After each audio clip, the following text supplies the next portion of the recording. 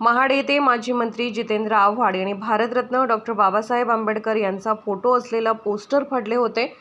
यानंतर महाराष्ट्रभरात या घटनेच्या विरोधात प्रचंड असंतोष निर्माण झाला।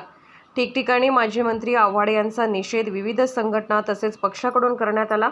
आज नगर शहरातील दिल्ली गेट परिसरात हिंदू राष्ट्र सेनेच्या वतीने माजी मंत्री जितेंद्र आव्हाड यांचा प्रतिकात्मक पुतळ्याला जोडे मारून पुतळ्याचे दहन करण्यात आले। यावेळी हिंदू राष्ट्र सेनेच्या पदाधिकाऱ्यांनी माजी मंत्री जितेंद्र आव्हाड यांच्या विरोधात घोषणाबाजी केली, तर हिंदू राष्ट्र सेना नगर शहराच्या वतीने राज्याचे मुख्यमंत्री तसेच गृहमंत्री यांना माजी मंत्री जितेंद्र आव्हाड यांच्यावर कारवाई करण्याबाबत निवेदन पाठवणार असल्याचे सांगितले।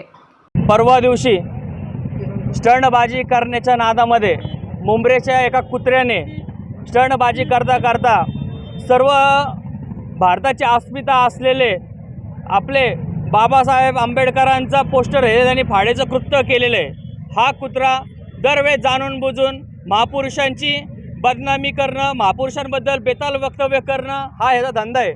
समाजामध्ये तेढ पसरवणं आणि महापुरुषांबद्दल अपशब्द बोलून आम्ही सगळं भीमसैनिकांची, सर्व शिवभक्तांची, सर्व भारतीयांची ह्यांनी भावना दुखवण्याचं काम या कुत्र्यांनी केलेलं आहे। दरवेळेस हा कुत्रा जर का असंच बेताल वक्तव्य करत राहिला, तर बेताल कामं करत राहिला, बेताल वक्तव्य करत राहिला, तर ह्या भारत देशामध्ये फूट पडल्याशिवाय राहणार नाही।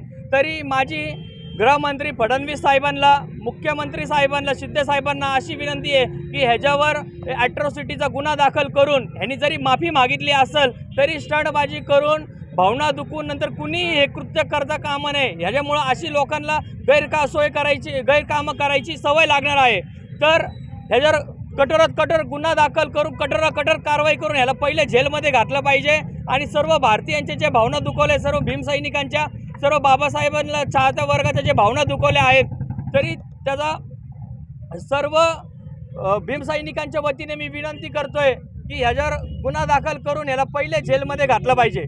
हिंदू राष्ट्र सेना नगर शहराच्या वतीने या कुत्र्याचा पुतळा जाळून निषेध केलेला आहे आणि हिंदू राष्ट्र सेनेच्या वतीनेच मुख्यमंत्री साहेबांना, गृहमंत्री साहेबांना आम्ही अशी मागणी करणार आहे की ह्याला लवकरात लवकर ह्याच्यावर कठोर कारवाई केली पाहिजे।